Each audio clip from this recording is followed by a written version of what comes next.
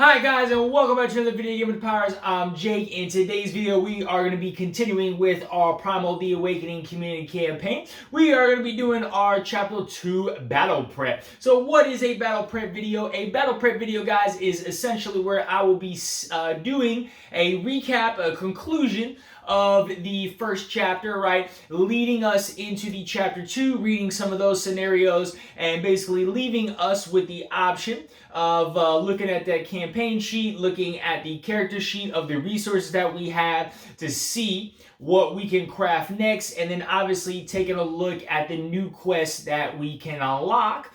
So you guys can go ahead and take a vote on what quests we're going to be going next in Chapter 2 and what forge weapons or items or things like that we will be crafting, okay? So let's go ahead and jump right in. I'm going to go start off reading again the conclusion of quest number 36, the Monster of Mara. So it says, you remove your blades from the monster's lifeless body. Its skin is still warm as you run your fingers over the rough feathers covering it. Perhaps Thessa might find its saliva of some use, you think, as you stare at the monstrous mouth, frozen in a grimace of death, its teeth still dripping with venom. Come and see! Myra, who went off on patrol after the fight, signals the group to join her. In the dazzling green of the forest, just beyond the battle site, you come across the ruins of what appears to be an ancient sanctuary. There is a circle of columns almost suffocated by vines, with a statue of a woman in the center, warmed by the passage of time and covered in moss. At the base of the altar at the back, you discover a trapdoor that leads to a crypt below. You descend carefully. The chamber below is narrow, and the entire floor is covered in a relief carving of a crescent moon in a starry sky. All the walls of the crypt are entirely painted in bright colors. The scenes all converge towards a central design, which depicts a large dragon with colorful feathers as bright as the stars in the sky. In the image, some of its feathers fall to the ground and turn its shoots of plants and flowers to form the large multicolored forest. Fascinated, you remain there for some time, staring at the images on the walls, wondering what kind of ancient people could have created them or what other secrets Thyria's past may hide. Our quest rewards will be on page 18. Alright guys, taking a look at page 18, let's go ahead, drop down to the table. We're going to be unlocking a forge card. We're going to be doing some stuff on our campaign sheet and character sheets. And we're going to go ahead and start looking at some battle prep. Alright guys, so we are down here at the table where we got our campaign sheet, we got our character sheet, and let's go ahead and take a look at some of these rewards here. So, the first thing we will do is we will get to unlock the Feather Forge, alright? So here is the Feather Forge for us. So specifically, we will be unlocking the Twin Blade, alright? So we are getting the Twin Blade here. So this is a level 1, obviously. This allows to have 5 red, 6 blue, 3 yellow, and 6 green, okay? This is going to deal a base damage of 3. And it says, at the end of your action phase, Twin Blade gets +1 damage if your sequence includes a card of each color. This can be done a max 4 times per game, alright? Interesting weapon choice there, alright? The next thing we have available to us is going to be the Winged Cannon, alright? It's going to be the new weapon for the heavy gun character. So, Winged Cannon level 1, this is going to allow us to have 5 red, 6 blue, 5 yellow, and 6 green. Alright, it says when you ignite, you may immediately move without paying any stamina cost, and this is going to deal 4 base damage. Alright, I will get our current weapons that we have now out in just a sec as a comparison with these, if you guys are maybe interested in these. Alright, we have our Totemic Helm, okay? We have the Totemic Helm. So this says, while a player in an adjacent sector is paying the stamina cost of a card, you may reveal 2 cards of that same color from your hand. If you do, reduce that stamina cost by 1. This can be done once per round, and this is going to give us 5 health. Alright. We have the Totemic Plate. All right, it's going to be our armor here. So at the end of your action phase, you may search the top 3 cards of your discard pile for a green card and add it to your hand. Wow, that's actually pretty good. Health of 6. All right, we have the feathered coat. This is going to be an item. So when you move, if you are not the aggro player, you may reveal a green from your hand to ignore the movement cost. Wow, that's actually pretty good. Feathered coat. And then last but not least, we have our boomerang here, all right? So at the end of your action phase, if the first and last cards in your sequence are green, deal 1 damage for each card in your sequence. All right, so those are the 1, 2, 3, 4, 5, 6 new items that we have available to us, coming to us in the Feather Forge. So we have unlocked this Feather Forge here. So let's, we actually should have marked off fire because we unlocked fire, and then we unlocked feather as well. Okay, let's take a look at some materials that we are going to get here on the character sheet. Again, this is just the dual blade characters. I have the heavy gun character under here, just taking notes of that. So we will get 1 extra bone. Okay, so we are going to be at 2 bones. We are going to get 2 Zima. All right, we are going to get 1 Cobayuro. All right, and then for plants, we are going to get 2 Nilia, so this will bring us to 3, all right. We are going to get 1, what is that, Tarmaret there. We are going to get 1 Melis here, okay. And then we are going to get 1 Anthamon, all right, so 1, 1, 1. Okay, so we will also be gaining the achievements, the Jungle of Mara, all right? Let me write this down. I don't think we're playing with achievements, but you know what? We are going to, hit my camera. There, we're going to be doing the Jungle of Mara and Poison. We're going to go Poison. This should be O-N. Sorry, I'm terrible with spelling, guys. Of the Pazis. All right, boom, boom, boom. All right, we got that. Obviously, we did quest number 6. Obviously, we completed campaign chapter number 1 as well. All right, the next thing we'll need to do is cross off the Pazis carcass here. All right, and I'm assuming, because what we have next is the Pazis blood vision, that we have taken this Pazis carcass back to our wonderful Seeker guy. Where is he at? Show you guys again the wonderful Seeker here. This guy right here, our mage, right? This blood guy, and he's going to drink the blood of the Pazis and tell him some stuff and tell us what his vision is. Okay, this says, "I flee into the purple twilight, a shadow among the shadows. The darkness has always wrapped around me like a cloak, but now it tightens like a snare and suffocates me. I keep running until I find myself in a clearing. I look up for the first time. The light of the sky falls upon my face. The crystal clear stars dazzle me, and as I observe them, they align to form symbols and constellations that I have never seen before. It is almost as if they are trying to speak to me, like they have a secret to reveal. Suddenly, images emerge from the abstract shapes that gradually become sharper and more precise before my very eyes, until I can clearly make out shapes and colors. I see myself, a woman with a slender tapered body, entering a dark cave. In the vision, I move with slow, cautious steps. Colossal carcasses emerge from the darkness, so large that my lantern cannot fully illuminate them. Their chests have been butchered, the rib cages torn open, but the corpses have given new life to the flowers and plants, rocks and rivulets of water they now host. I bend down to pick something up when suddenly from the back of the cave I see a light shining. It is small and warm. It seems to have been abandoned in the darkness of that place aeons ago. I see myself taking a step towards the light. I stretch out my long black fingers, but the images suddenly disappear. I find myself alone again in the clearing, staring at the colors of the stars. My breath trembles in astonishment at what I have just experienced. What was that light there in the pitch black of the cave?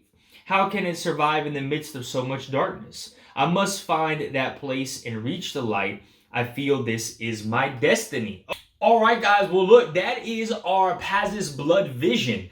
Interesting. I wonder if that girl was the statue, that was the actual human being of the statue that we encountered in the conclusion there of fighting the Pazis. And I wonder if those carcasses, one of them was that dragon that was giving life and spread around. So very interesting right there for that. Okay, so that is going to be the end of our quest number 36 here. So what I'm going to need to do now is I'm going to need to open up. We're going to now move into chapter 2, okay?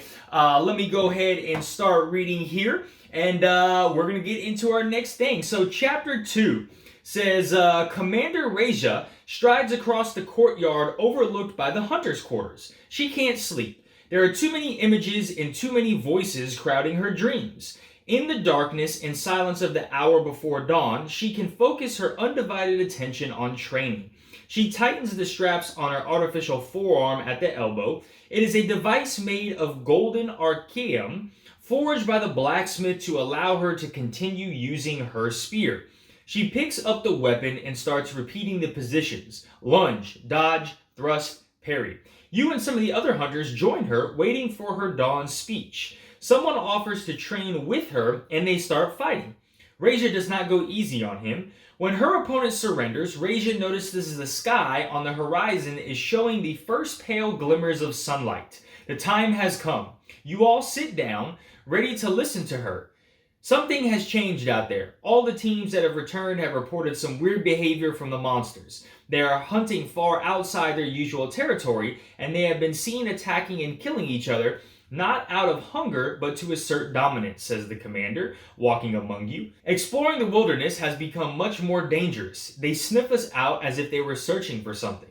In a moment of silence, you wonder who are the hunters and who is the prey. Years ago, our teachers, Albiora's first hunters, studied these creatures. They watched how they fought in order to emulate their movements. They realized that their thick skin was an impenetrable shield and their claws were merciless weapons. Reggie pauses to look at the new weapons and armor on the rack and then continues. Today, I'm asking you all to don that leather and take up those claws. Your appearance, your actions, out there you'll be beasts and just as brutal as they are. You will be crushed by the weight of your armor, but you will do it to protect what makes you human. Reggie pauses and walks past you. Remember that a monster has the strength to survive alone on Thyrea. We do not. We need each other, and that is how we shall survive. The end of her speech is met with a loud cry of agreement, and the commander salutes you and sets off toward the living quarters. As everyone disperses to start training, amidst the comments from your companions, you can hear the exuberant young recruits speaking aloud. But that hand, what happened to her? One of them asks. They say it happened years ago. She was the young leader of her own hunting squad. One member of her group ended up with the gaping jaws of a monster bearing down on him, but she threw herself in harm's way to protect him. She forced her spear between that creature's teeth with such strength that it went straight through its skull. But the monster's teeth sank deep into her arm and the wound wouldn't heal, so they had to amputate, another replies, checking the balance of an axe in her hand. When she recovered, she started going on missions again. She changed squads a lot, inspiring the hunters there to become leaders. There is something about her that inspires you to be better. After a while, she became the commander of the council. She says as she secures a scale-covered shield to her arm. You leave behind your companions who are busy with training and go to the quest board where the new quests have already been posted. Inspired by the commander, you want to test your mettle as soon as possible. So it says we will unlock quest number 3. If we have the Venom expansion, unlock quest 41. And if we have the Ice expansion, we will unlock quest number 46. Alright guys, so here we are down here at the quest board. So we have quest 1 and 2 still open here. We are unlocking quest number 3. Alright, this says the Roar of the Sea. A powerful storm surge has hit the Riverlands. Driven by the high tide, some monsters have made their way inland and destroyed the outposts in the region.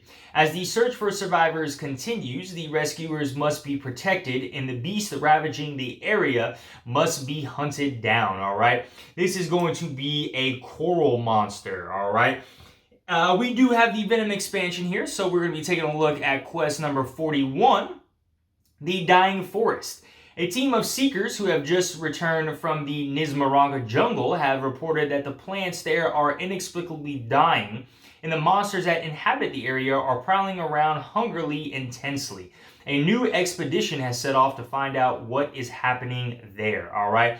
41, right there, that's going to be a poison monster. And then last, we have the Ravenous Winter. A pack of Surkaj have come down from the far north and is attacking outposts built in the cold lands of Vintrar. The commander has requested a team of hunters to protect the seekers on a mission in the north, okay? This is going to be a ice, all right? So we have 5 available quests to us, guys. Quest number 1, which is going to be a rock, I believe. That's a rock element. We have quest number 2, a flight in the storm of lightning. We have quest number 3, which is going to be a coral. We have quest 41, which is going to be venom. And quest number 46, which will be ice. So you guys take a look out for that poll dropping sometime soon, where we are going to be voting on the next quest that we want to partake in. All right. Very last thing that I want to give you guys an option to look at is we are going to take a look at this Feather Forge and see if there is anything to craft here. So let's go ahead and start off with the dual blade character, all right? So we did get the Dragon Wings, okay? We did get the Dragon Wings weapon, which is 6 red, 4 blue, 5, and 5, all right? If we did want to change our weapon to the twin blade, okay, we're going to go 5 red, 6 blue, 3 yellow, and 6 green, okay? So we would get 1 more green, 2 less orange, 2 more blue, and 1 less red for our twin blade character, and obviously we would have a different action there, okay? I do believe we are going to have enough resources straight up in order to, let me put this side by side real quick and see. So we just need 1 and 1, and we actually would have enough resources straight up to craft the twin blade, okay? So those are the differences there. Put them side by side that we have if we wanted to get a new weapon. Obviously, we don't have to. Okay, let's take a look at the next thing. So we had the base helm and red scale armor for our dual blade character. So we have the option of looking at the helm and the plate for the feather. All right, so obviously taking a look at the helm. So 1 more attack point than the base helm, and this is going to give us a different bonus. So we have enough resources to craft the helm straight up, and then this would be the difference in the armor right here if we wanted to go for the armor swap. All right, and then of course we have no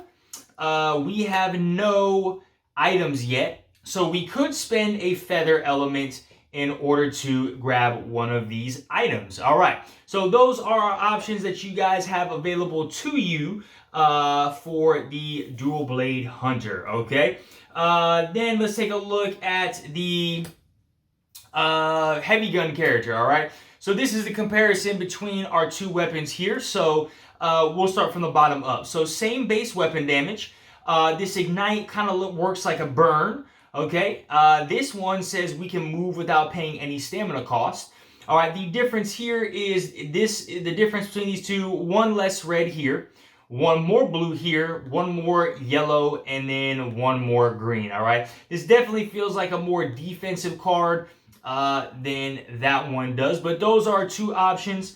Again, we do have the resources we will need to craft any of these. So we can craft 2 feather items of our choice, okay?